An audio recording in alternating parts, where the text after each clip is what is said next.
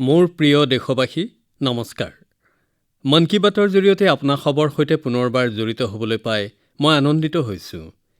২০২৬ বৰ্ষৰ আধা শেষ হ'বৰে হৈছে। বিগত এই ছমাহত আমি মন কী বাতত দেশবাসীৰ অনেক অভিজ্ঞতা সম্পৰ্কে চৰ্চা কৰিলোঁ। জুন মাহতো দেশে এনে কিছু অভিজ্ঞতা আহৰণ কৰিছে যিসমূহে দেশবাসীক গৌৰৱান্বিত কৰিব। এই সফলতা দেশৰ সুৰক্ষা আৰু আত্মনিৰ্ভৰশীলতাৰ সৈতে জড়িত। অলপতে মই কলকাতাত আয়োজিত নৌসেনাৰ এটি অনুষ্ঠানত অংশগ্ৰহণৰ সুযোগ পাইছিলোঁ। তাত INS দুনাগিৰি, INS সংশোধক আৰু INS অগ্ৰয়ক ভাৰতীয় নৌসেনাৰ অন্তৰ্ভুক্ত কৰা হ'ল। এই জাহাজৰ নিৰ্মাণ তথা ডিজাইন সকলো দেশীয়। বন্ধুসকল, জুন মাহতেই বিমান পৰিবহণৰ ক্ষেত্ৰতো দেশে সফলতা লাভ কৰিছে। C-295 বিমানখন সম্পূৰ্ণৰূপে ভাৰতত নিৰ্মিত আৰু C-295 বিমানখনে প্ৰথম উৰণ সমাপ্ত কৰিছে। এনে আৰু 40খন বিমান ভাৰতত নিৰ্মাণ কৰা হৈছে। ইয়াৰ জৰিয়তে ক্ষুদ্ৰ, লঘু আৰু মজলীয়া উদ্যোগৰ লগতে এৰোস্পেচ খণ্ডই নতুন শক্তি লাভ কৰিছে। সংস্থাপনৰ সুযোগ বাঢ়িছে। লগতে আত্মনিৰ্ভৰ ভাৰতৰ সংকল্প শক্তিশালী হৈছে। এই মাহতেই DRDOই স্বদেশী লং ৰেঞ্জ লেণ্ড এটেক ক্ৰুজ মিছাইলৰ সফল পৰীক্ষণ কৰিছে। ইয়াক DRDOৰ প্ৰয়োগশালা আৰু ইণ্ডিয়ান ইণ্ডাষ্ট্ৰিজ পাৰ্টনাৰ্ছৰ সহযোগত নিৰ্মাণ কৰা হৈছে। অৰ্থাৎ আজি সমুদ্ৰৰ পৰা আকাশলৈ আমাৰ ভাৰত অধিক সুৰক্ষিত আৰু আত্মনিৰ্ভৰশীল হৈছে। বন্ধুসকল, জুন মাহত আৰু এটি অনুষ্ঠানৰ আয়োজন কৰা হৈছিল। এই অনুষ্ঠানত সমগ্ৰ বিশ্বই ভাৰতৰ সৈতে জড়িত হৈছিল। অনুষ্ঠানটি আছিল আন্তঃৰাষ্ট্ৰীয় যোগ দিৱস। এইবাৰ পৃথিৱীৰ 2500তকৈও অধিক স্থানত যোগৰ বিভিন্ন অনুষ্ঠান আয়োজন কৰা হৈছিল। আমাৰ দেশত কোটি কোটি জনতাই বিভিন্ন স্থানত যোগাভ্যাসত ভাগ লৈছিল। এই মাহতেই আহমেদাবাদত আয়োজিত বিশ্ব যোগাসন চেম্পিয়নশ্বিপৰ বিষয়েও চৰ্চা কৰা হৈছে। ইয়াত ভাৰতে সৰ্বমুঠ 114টা পদক লাভ কৰিবলৈ সক্ষম হৈছে। ইয়াৰে 102টা স্বৰ্ণ পদক। ভাৰত এই চেম্পিয়নশ্বিপৰ পদক তালিকাৰ প্ৰথম স্থানত আছে। মই সকলো বিজয়ী খেলুৱৈক অভিনন্দন জ্ঞাপন কৰিছোঁ। বন্ধুসকল, যিকোনো ৰাষ্ট্ৰৰে আত্মা সেই দেশৰ লোকসকল। যেতিয়া সেই দেশৰ লোকে কোনো সংকল্প লয়, তেতিয়া কোনো শক্তিয়েই তেওঁলোকক লক্ষ্যপথৰ পৰা বিচলিত কৰিব নোৱাৰে। ৰাষ্ট্ৰ নিৰ্মাণত জনসাধাৰণৰ অংশগ্ৰহণৰ এই শক্তি ভাৰতৰ বৃহৎ সম্পদ। এয়া আমি বাৰে বাৰে অনুভৱ কৰিছোঁ। বন্ধুসকল, পশ্চিম এছিয়াত হোৱা যুদ্ধৰ পৰিৱেশ দেখি মই দেশবাসীক এটি অনুৰোধ কৰিছিলোঁ। মই কৈছিলোঁ, যদি সম্ভৱ কিছুদিনলৈকে সোণ কিনাৰ পৰা বিৰত থাকক। মই দেশবাসীক কৈছিলোঁ, বিদেশ ভ্ৰমণৰ পৰা বিৰত থাকক। লগতে কাৰপুলিঙক উৎসাহিত কৰাৰ কথাও কৈছিলোঁ। মই কৃষকসকলক ৰাসায়নিক সাৰ মুক্ত খেতিৰ লগতে খেতি ৰক্ষাৰ বাবে প্ৰাকৃতিক জৈৱিক সাৰ অধিক হাৰত প্ৰয়োগৰ বাবে অনুৰোধ কৰিছিলোঁ। বন্ধুসকল, মই দেশৰ প্ৰতিগৰাকী নাগৰিকৰ ওচৰত কৃতজ্ঞ যে তেওঁলোকে মোৰ আহ্বান সমৰ্থন কৰাই নহয়, সকলো দিশতে সহযোগিতা আগবঢ়াইছে। মোলৈ বহু পৰিয়ালে বাৰ্তা প্ৰেৰণ কৰি তেওঁলোকৰ মনৰ ভাৱ ব্যক্ত কৰিছে। বহু পৰিয়ালে ঘৰৰ বিয়াত এইবাৰ সোণ নিকিনাৰ সিদ্ধান্ত গ্ৰহণ কৰিছে। প্ৰয়োজন হ'লে পুৰণি সোণ ব্যৱহাৰ কৰি নতুন গহনা বনোৱাৰ সিদ্ধান্ত লৈছে। বহু লোকে এইবাৰ বিদেশ ভ্ৰমণ বাতিল কৰাৰ কথাও ছ'চিয়েল মিডিয়াত উল্লেখ কৰিছে। বন্ধুসকল, কাৰপুলিঙৰ বিষয়েও অনেকে নিজৰ অনুভৱ ব্যক্ত কৰিছে। যিসকল লোকে প্ৰতিদিনে একে দিশতে নিজ নিজ বাহনেৰে গৈছিল, এতিয়া তেওঁলোকে একেলগে যাবলৈ লৈছে। সম্ভৱ হ'লে বাছ আৰু মেট্ৰ'ৰ সুবিধা গ্ৰহণ কৰিছে। ইয়াৰ জৰিয়তে পেট্ৰল আৰু ডিজেলৰ ৰাহি হৈছে। এইদৰে দেশৰ বিভিন্ন প্ৰান্তত জৈৱিক সাৰৰ প্ৰচলন বৃদ্ধি পোৱাৰো খবৰ পোৱা গৈছে। বন্ধুসকল, আমি সকলো ভাৰতীয়ই একেলগ হৈ এই বিশ্বজনীন সংকটৰ মুখামুখি হোৱা কথাটোৱে মোক আনন্দিত কৰিছে। মই বিশ্বাস কৰোঁ, জনসাধাৰণৰ অংশগ্ৰহণৰ এই শক্তিয়ে আমাক শক্তিশালী কৰিব, সফল কৰিব। মোৰ প্ৰিয় দেশবাসী, আমাৰ দেশত জন্মদিন, বিবাহ, পাৰিবাৰিক বিভিন্ন অনুষ্ঠানৰ লগতে সামাজিক উৎসৱ উদযাপন কৰা হয়। প্ৰতিটো পৰিয়ালে তেওঁলোকৰ আনন্দৰ ভাগ আনকো দিব বিচাৰে। সকলোৱে আলহীক উপহাৰো দিয়ে। বন্ধুসকল, মহাৰাষ্ট্ৰৰ নাণ্ডেড়ৰ এটি পৰিয়ালে নিজ আনন্দ ভগোৱাৰ বাবে এনে এটি কাম কৰিলে যে সি এতিয়া চৰ্চাৰ বিষয় হৈ পৰিছে। নান্দেৰৰ বাহাদুৰপুৰা গাঁৱত বাস কৰে পেথকৰ পৰিয়াল। তেওঁলোকে ভাবিলে যদি আনন্দ ভাগ কৰিবই বিচাৰিছো তেনেহলে এনে বস্তু দিয়া যাওক যি বিপদৰ সময়ত কোনো পৰিয়ালৰ সহায় হয়। নিজ ঘৰৰ বিবাহ অনুষ্ঠান উপলক্ষে এই পৰিয়ালটিয়ে গাঁৱৰ প্ৰায় ৩,৫০০ লোকৰ দুৰ্ঘটনা বীমাৰ ব্যৱস্থা কৰে। প্ৰতি ব্যক্তিকে ১ লাখ টকাৰ বীমা সুৰক্ষা প্ৰদান কৰা হয়। এই কাৰ্যৰ আঁৰৰ কাহিনী অন্তৰ চুই যোৱা। তেওঁলোকে দেখিছিল কোনো দুৰ্ঘটনাৰ পাছত এটি পৰিয়ালে কঠোৰ সংগ্ৰাম কৰিবলগীয়া হয়। এনে সময়ত এটি সৰু সহায় এটা ডাঙৰ সাহস হৈ পৰে। বন্ধুসকল, চৰকাৰে দেশৰ কোটি কোটি পৰিয়াললৈ সুৰক্ষা কৱচ আগবঢ়াইছে। প্ৰধানমন্ত্ৰী সুৰক্ষা বীমা আঁচনিৰ অধীনত এবছৰত মাত্ৰ ২০ টকা প্ৰিমিয়াম দি ২ লাখ টকালৈকে দুৰ্ঘটনা বীমাৰ সুযোগ লাভ কৰিব পৰা যায়। এতিয়ালৈকে এই আঁচনিৰ জৰিয়তে ৫৮ কোটিতকৈও অধিক লোকে সুবিধা লাভ কৰিছে। ইয়াৰে ২৮ কোটি আমাৰ মাতৃ, ভগ্নী, কন্যা, মহিলাসকল। এই আঁচনিৰ অধীনত এতিয়ালৈ পোৱা তথ্য অনুসৰি পীড়িত পৰিয়ালে ৩,৭০০ কোটি টকাতকৈও অধিক সাহায্য লাভ কৰিছে। সেইদৰে প্ৰধানমন্ত্ৰী জীৱন জ্যোতি বীমা আঁচনিও গুৰুত্বপূৰ্ণ। পৰিয়ালৰ কোনো লোকৰ মৃত্যু হ'লে এই বীমাৰ জৰিয়তে সেই পৰিয়ালে ২ লাখ টকাৰ বীমা সুবিধা লাভ কৰিব। ইয়াৰ বাৰ্ষিক প্ৰিমিয়াম মাত্ৰ ৪৩৬ টকা, অৰ্থাৎ এদিনত প্ৰায় ১.৫ টকাকৈ। ইয়াৰ জৰিয়তে দেশৰ প্ৰায় ১১ লাখ পৰিয়ালে প্ৰায় ২২,০০০ কোটি টকাৰ সাহায্য লাভ কৰিছে। এয়া এটা বৃহৎ পৰিমাণ। এই পৰিমাণৰ আঁৰত লাখ লাখ পৰিয়ালৰ নিজা নিজা কাহিনী আছে। ক'ৰবাত কোনো মাতৃয়ে নিজ সন্তানৰ শিক্ষা আগবঢ়াই লৈ যোৱাত সহায় লাভ কৰিছে। ক'ৰবাত হয়তো কোনো পত্নীয়ে ঘৰৰ দায়িত্ব লোৱাৰ ক্ষেত্ৰত সকাহ পাইছে।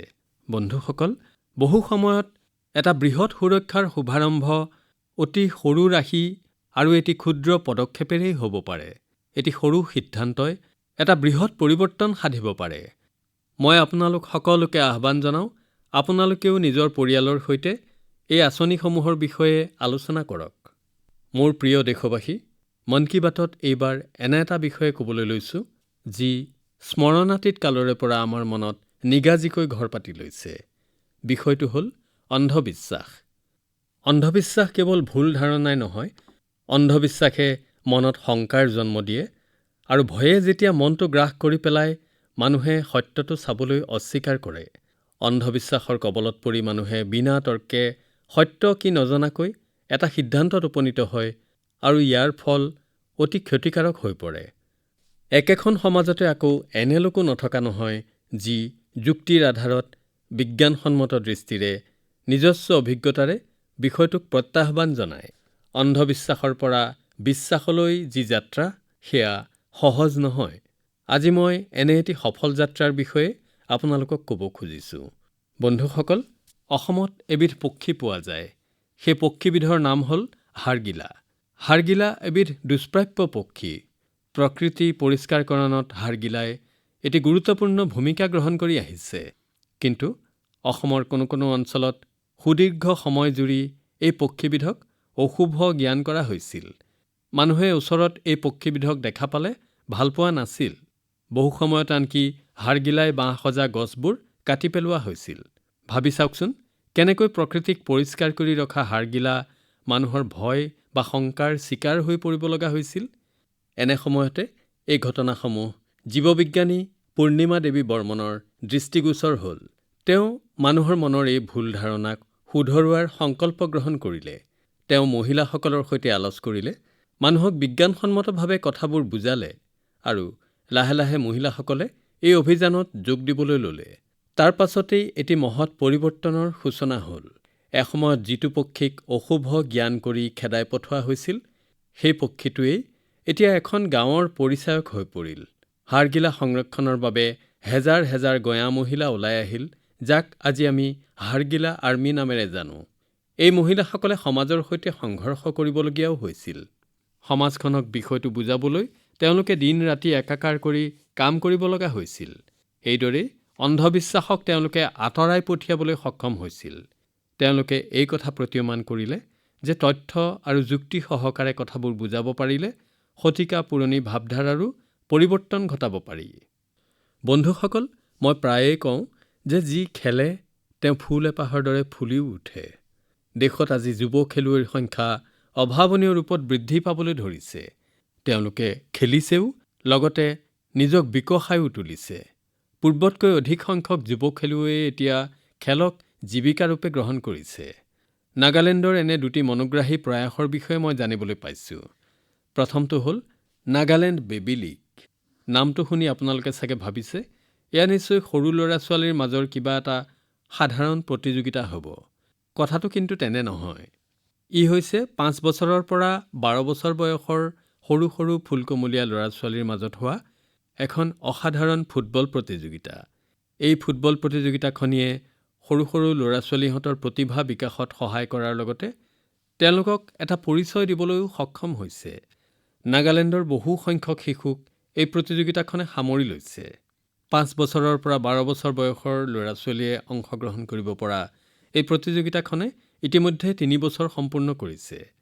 শিশুসকলৰ মনতো এই প্ৰতিযোগিতাখনে প্ৰভাৱ বিস্তাৰ কৰিছে। বন্ধুসকল, নাগালেণ্ডত আৰু এটা অতি সুন্দৰ প্ৰচেষ্টা চলি আছে। ইয়াৰ নাম হৈছে নাগালেণ্ড উইমেন ফাটছেল লীগ। আপোনালোকৰ বাবে ফাটছেল নামটো নিশ্চয় নতুন। ইয়াক ইনডোৰ ফুটবল বুলিও ক'ব পাৰি। এই খেলত এটা দলত কেৱল 5জন খেলুৱৈ থাকে। খেলপথাৰখনো ফুটবলৰ খেলপথাৰতকৈ বহুত সৰু। সেইবাবে খেলুৱৈসকলে তাৎক্ষণিক সিদ্ধান্ত ল'বলগীয়া হয়। তেওঁলোকে খেলৰ কৌশল আৰু দক্ষতাৰ পূৰ্ণ প্ৰয়োগ কৰিবলগীয়া হয়। নাগালেণ্ডৰ উইমেন ফাটছেল লীগে আমাৰ জীয়ৰীহঁতক নিজৰ নিজৰ প্ৰতিভা প্ৰকাশৰ চমৎকাৰ সুযোগ প্ৰদান কৰিছে। এনে অভূতপূৰ্ব প্ৰয়াসৰ বাবে মই নাগালেণ্ডবাসীৰ শলাগ লৈছোঁ। এনে প্ৰচেষ্টাই দেশৰ অন্য অংশৰ লোকসকলকো প্ৰেৰণা যোগায়। বন্ধুসকল, এয়া প্ৰযুক্তিৰ সময়। প্ৰতিদিনেই নতুন নতুন গৱেষণা হৈ আছে। নতুন নতুন AI উদ্ভাৱন আমি দেখা পাইছোঁ। এই পৰিপ্ৰেক্ষিতত এটা নতুন প্ৰশ্নই ভুমুকি মাৰিছে। প্ৰশ্নটো অতিশয় গুৰুত্বপূৰ্ণ। সেয়া হ'ল AIৰ সন্মুখত মানুহৰ উদ্ভাৱনী শক্তিক কেনেকৈ বচাই ৰখা যায়। নিত্য নতুন প্ৰযুক্তিৰে আগবঢ়াৰ এই সময়ত আমি আমাৰ শিপাৰ সৈতে কেনেকৈ সংযুক্ত হৈ থাকোঁ। নালন্দা বিশ্ববিদ্যালয়ে এই প্ৰশ্নসমূহৰ সমাধান বিচাৰি উলিয়াইছে। হেজাৰ বছৰৰো অধিক পুৰণি আমাৰ নালন্দা বিশ্ববিদ্যালয়ে এটি নতুন অৱতাৰেৰে ভাৰতৰ ভাগ্য নিয়ন্তা ৰূপে দেখা দিছে। 2 বছৰ পূৰ্বে নালন্দা বিশ্ববিদ্যালয় নতুন ৰূপত জনসাধাৰণৰ হাতত অৰ্পণ কৰাৰ মই সুযোগ লাভ কৰিছিলোঁ। নালন্দা বিশ্ববিদ্যালয়ে আমাৰ পৰম্পৰাগত শাস্ত্ৰাৰ্থ অৰ্থাৎ সত্য অন্বেষণৰ বৌদ্ধিক তথা ধৰ্মীয় আলোচনা চক্ৰক পুনৰুজ্জীৱিত কৰিছে। শাস্ত্ৰাৰ্থ হ'ল আমাৰ পৰম্পৰা। দাৰ্শনিক আৰু ধৰ্মীয় এই আলোচনা কেৱল নিজৰ মত প্ৰকাশৰেই মাধ্যম নহয়, ই হৈছে চিন্তন মন্থনৰো এটি অনুশাসিত পদ্ধতি।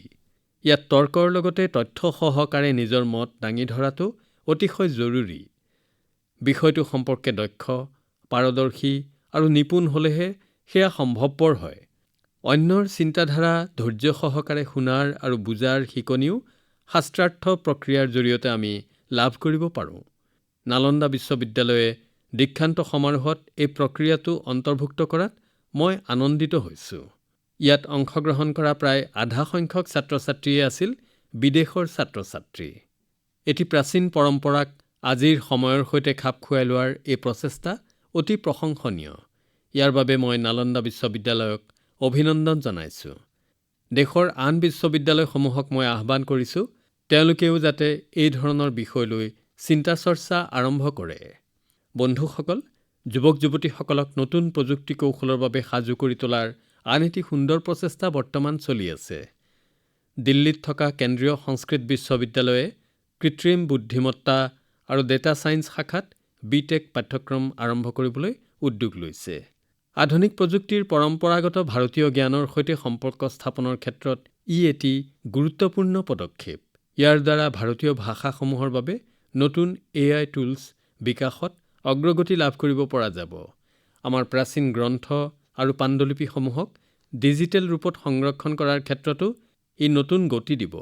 মই কেন্দ্ৰীয় সংস্কৃত বিশ্ববিদ্যালয়ক এই প্ৰচেষ্টাৰ বাবে শুভকামনা জনাইছোঁ। বন্ধুসকল, আজি ভাৰতীয় সংস্কৃতি বিশ্বৰ বিভিন্ন প্ৰান্তলৈ বিস্তাৰিত হৈছে। আমাৰ গীত, সংগীত আৰু আধ্যাত্মিক দৰ্শনক বিভিন্ন দেশৰ লোকে আঁকোৱালি লৈছে। ভাৰতৰ পৰা বহু হেজাৰ কিলোমিটাৰ নিলগত কেৰিবিয়ান সাগৰত ডমিনিকান ৰিপাব্লিক নামেৰে এখন দেশ আছে। সেই দেশত থকা ভাৰতীয় মূলৰ লোকৰ সংখ্যা 100 বা তাতকৈও কম হ'ব। তৎসত্ত্বেও ভাৰতীয় সংস্কৃতি আৰু আধ্যাত্মিকতাৰ প্ৰসাৰৰ বাবে সেই দেশত এটি সুন্দৰ প্ৰচেষ্টা দেখা গৈছে। সেই দেশত স্পেনিছ ভাষী কিছু লোকে ব্ৰহ্মকমল ডমিনিকানা নামে এটি দল গঠন কৰিছে। এই দলৰ সদস্যসকলে বৈদিক সাহিত্যৰ অধ্যয়ন কৰিবলৈ লৈছে। তেওঁলোকে বৈদিক মন্ত্ৰৰ উচ্চাৰণো শিকিছে। ইয়াৰ বাবে তেওঁলোকে কোনো আনুষ্ঠানিক প্ৰশিক্ষণ লোৱা নাই, কিন্তু তেওঁলোকে অডিঅ' ৰেকৰ্ডিং শুনি বৈদিক মন্ত্ৰৰ প্ৰকৃত উচ্চাৰণ আয়ত্ত কৰিছে। আজি তেওঁলোকে বহু মন্ত্ৰ সঠিকভাৱে জপ কৰিব পৰা হৈছে।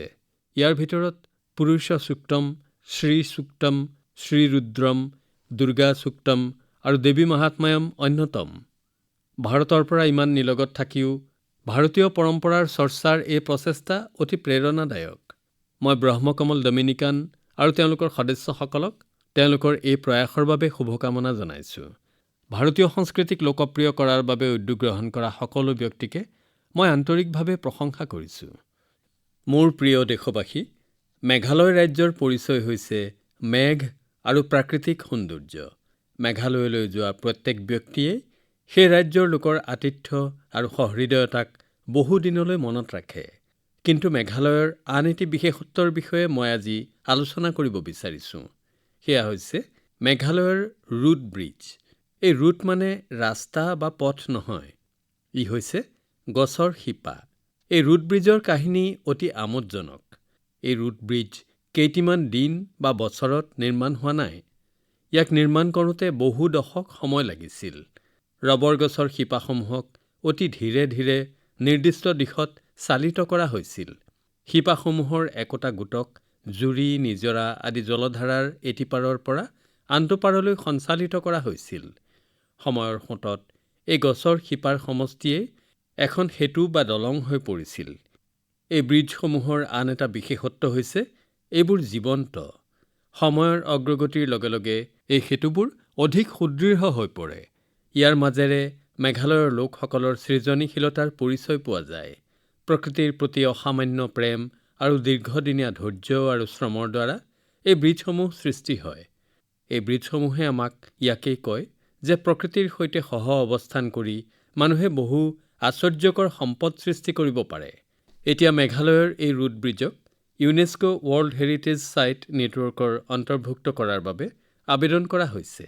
বন্ধুসকল, জলবায়ুৰ পৰিৱৰ্তনে এই ৰুট ব্ৰিজসমূহৰ বাবে কিছু প্ৰত্যাহ্বানৰ সৃষ্টি কৰিছে। মেঘালয়ৰ লোকসকলেও এই প্ৰাকৃতিক সম্পদক সংৰক্ষণৰ বাবে তেওঁলোকৰ দায়িত্ব আৰু প্ৰচেষ্টাত অকণো ত্ৰুটি কৰা নাই। আগতে এনে ব্ৰিজৰ সংখ্যা জনাটো অতি কঠিন আছিল। পিছে স্থানীয় লোকসকলে ইয়াৰ গণনা আৰু সংৰক্ষণৰ কাম আৰম্ভ কৰিছে। আজি 120খনতকৈও অধিক ৰুট ব্ৰিজৰ সংৰক্ষণৰ দায়িত্ব পালন কৰিছে মেঘালয়ৰ স্থানীয় লোকসকলে। কিছুমান গোটে প্ৰতি বছৰে এই ব্ৰিজসমূহৰ পৰীক্ষণ কৰে। এই ৰুট ব্ৰিজসমূহক সুদৃঢ় কৰি ৰখাৰ বাবে কেতবোৰ গোটে কেতবোৰ নাৰ্চাৰী তৈয়াৰ কৰি লৈছে। এইবোৰৰ সংৰক্ষণৰ বাবে এটি বিস্তৃত ইক'ছিষ্টেম তৈয়াৰ কৰি লোৱা হৈছে। আপোনাসবে জানে যে এই বছৰ শ্ৰী হেলি ৱাৰ মহোদয়ক পদ্ম সন্মানেৰে বিভূষিত কৰা হৈছে। তেখেতৰ জীৱনৰ 50 বছৰতকৈও অধিক কাল এই ৰুট ব্ৰিজৰ প্ৰতিপালনৰ কামত নিয়োজিত হৈ আহিছে। তেখেতৰ এই একনিষ্ঠা আমাৰ বাবে প্ৰেৰণাৰ উৎস। বন্ধুসকল, আপোনালোকে যদি কেতিয়াবা এই ৰুট ব্ৰিজ দৰ্শন কৰিছে, তেন্তে তাৰ চিত্ৰ যেন সামাজিক মাধ্যমত প্ৰকাশ কৰে। আপোনালোকৰ এই ছবিসমূহে অন্য লোককো মেঘালয়ৰ এই অনন্য সম্পদ সম্পৰ্কে জনাৰ বাবে প্ৰেৰণা যোগাব। মোৰ প্ৰিয় দেশবাসী, আমি সকলোৱে বিচাৰোঁ যে আমাৰ গাঁওসমূহ পৰিষ্কাৰ পৰিচ্ছন্ন হওক আৰু চহৰসমূহ দৃষ্টিনন্দন হওক। কিন্তু আমি কাচিতহে ভাবি চাওঁ, আমাৰ কেউপিনৰ আৱৰ্জনাবোৰ কোনে পৰিষ্কাৰ কৰে। বহুতৰে ধাৰণা যে এই কামৰ দায়িত্ব অন্য কাৰোবাৰ। কিন্তু আমাৰ মাজত এনে লোকো আছে যাৰ বিচাৰ বিবেচনাই আমাক প্ৰেৰণা যোগায়। মই মধ্যপ্ৰদেশৰ ৰাজগড় জিলাৰ কেইগৰাকীমান ভগ্নীৰ বিষয়ে জানিবলৈ পাইছোঁ। তেওঁলোকে তেওঁলোকৰ চৌপাশৰ প্লাষ্টিক আৱৰ্জনাসমূহ পৰিষ্কাৰ কৰাৰ সংকল্প লয়। তেওঁলোকে কোনোবাই আহি পৰিৱৰ্তন কৰি দিবহি বুলি ভবা নাছিল। নিজেই গোটেই চহৰৰ প্লাষ্টিক আৱৰ্জনা আৰু খালী বটল একগোট কৰিবলৈ আৰম্ভ কৰিলে। লাহে লাহে এই প্ৰয়াস বিস্তাৰিত হ'ল আৰু সেই প্লাষ্টিকৰ পৰা ইকো-ব্ৰিক্স প্ৰস্তুত কৰিবলৈ ল'লে। এতিয়া সেই ইকো-ব্ৰিক্স ৰাজহুৱা স্থানৰ সৌন্দৰ্য বৰ্ধনত ব্যৱহাৰ কৰা হৈছে। বিগত কেইমাহমানত ৰাজগড়ত ভালেমান প্লাষ্টিক ৰিচাইকেল কৰি উপযুক্তভাৱে ব্যৱহাৰ কৰা হৈছে। অৰ্থাৎ যি প্লাষ্টিকে এসময়ত চহৰখনত আৱৰ্জনাৰ সৃষ্টি কৰিছিল, সেই প্লাষ্টিকে এতিয়া এই ভগ্নীসকলৰ প্ৰচেষ্টাত চহৰখনৰ সৌন্দৰ্য বৰ্ধনাত অৰিহণা যোগাইছে। মই এই অভিযানৰ সৈতে জড়িত ভগ্নীসকলক আৰু তেওঁলোকৰ সংগীসকলক অভিনন্দন জনাইছোঁ। মোৰ প্ৰিয় দেশবাসী, বহুলোকে মোলৈ পত্ৰ লিখি এটা বিশেষ বিষয়ত আলোচনা কৰিবলৈ পৰামৰ্শ আগবঢ়াইছে। বিষয়টো গণেশ উৎসৱৰ সৈতে জড়িত। অৱশ্যে গণেশ উৎসৱলৈ এতিয়া ভালেমান দিন বাকী আছে। তথাপি বিষয়টো এতিয়াই আলোচ কৰিবলৈ তেওঁলোকে মোক আহ্বান জনাইছে। প্ৰকৃততে গণেশ দেৱতাৰ মূৰ্তি নিৰ্মাণৰ কাম বহু আগতেই আৰম্ভ কৰা হয়। মূৰ্তি নিৰ্মাতা আৰু মূৰ্তিৰ বেহাৰ সৈতে জড়িত লোকসকল এতিয়াৰে পৰাই সক্ৰিয় হৈ পৰে। সেইবাবে আপোনালোক সকলোলৈকে মোৰ এটি অনুৰোধ, আপোনাৰ ঘৰত আৰু ওচৰে-পাজৰে গণেশ দেৱতাৰ যি মূৰ্তি প্ৰতিষ্ঠা কৰা হয়, সেয়া যেন আমাৰ স্থানীয় কুমাৰ আৰু খনিকৰসকলে নিৰ্মাণ কৰা মূৰ্তি হয়। গণেশ দেৱতাৰ মূৰ্তি নিৰ্মাণকাৰীসকললৈও মোৰ অনুৰোধ, তেওঁলোকে যেন মাটিৰ মূৰ্তি নিৰ্মাণত অগ্ৰাধিকাৰ দিয়ে। মূৰ্তি কিনোতাসকলেও যেন মন কৰে গণেশ দেৱতাৰ মূৰ্তি কিহেৰে সজা আৰু কোন দেশত নিৰ্মিত। প্লাষ্টাৰ অৱ পেৰিছেৰে সজা মূৰ্তি কোনোপধ্যেই নিকিনিব। বন্ধুসকল, মাটিৰে সজা মূৰ্তি পূজাৰ পাছত সহজেই পানীত বিলীন হৈ যায়, যাৰ বাবে আমাৰ নদী, পুখুৰী আৰু পৰিৱেশ প্ৰদূষিত হোৱাৰ পৰা ৰক্ষা পৰে। আমাৰ বিশ্বাসো অক্ষুণ্ণ থাকে আৰু প্ৰকৃতিৰ প্ৰতি আমাৰ দায়িত্বও পালন কৰা হয়।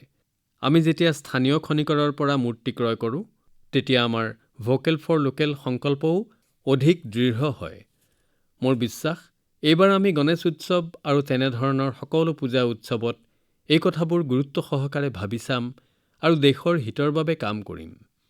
বন্ধুসকল, আমাৰ দেশৰ আটাইতকৈ ডাঙৰ শক্তি আমাৰ দেশৰ জনসাধাৰণ। দেশৰ বিভিন্ন প্ৰান্তত হৈ থকা সৰু বৰ বিভিন্ন কামৰ পৰা আমি বহু কথা শিকিব পাৰোঁ। মনত সংকল্প থাকিলে আৰু সমাজৰ সহযোগিতা লাভ কৰিলে যিকোনো পৰিৱৰ্তন আনিব পৰা যায়। আপোনালোকে আপোনালোকৰ আশে-পাশে চলি থকা বিভিন্ন প্ৰচেষ্টাৰ বিষয়ে মোলৈ লিখি থাকিব। আপোনালোকৰ চিন্তা ভাৱনা আৰু পৰামৰ্শ মোক জনাই থাকিব। হয়তো আপোনাৰ আশে-পাশে হৈ থকা কিছুমান কাৰ্য সমগ্ৰ দেশৰ বাবেই প্ৰেৰণাদায়ক হ'ব পাৰে। অহা মাহত পুনৰ লগ পাম। দেশবাসীৰ কিছুমান নতুন প্ৰচেষ্টাৰ কথা আলোচনা কৰিম। তেতিয়ালৈকে আপোনালোকৰ নিজৰ আৰু পৰিয়ালৰ যত্ন লওক। আৰু এটা কথা, জল সংৰক্ষণ নিশ্চয়কৈ কৰিব। বৰষুণৰ প্ৰতিটো টোপাল আমি সঞ্চয় কৰিব লাগে। কেটছ দ্য ৰেইন অভিযান অলপো শিথিল হ'বলৈ দিব নালাগে। গতিকে মোৰ একান্ত অনুৰোধ, বৰষুণৰ পানী সকলোৱে মিলি সঞ্চয় কৰক। অশেষ ধন্যবাদ। নমস্কাৰ।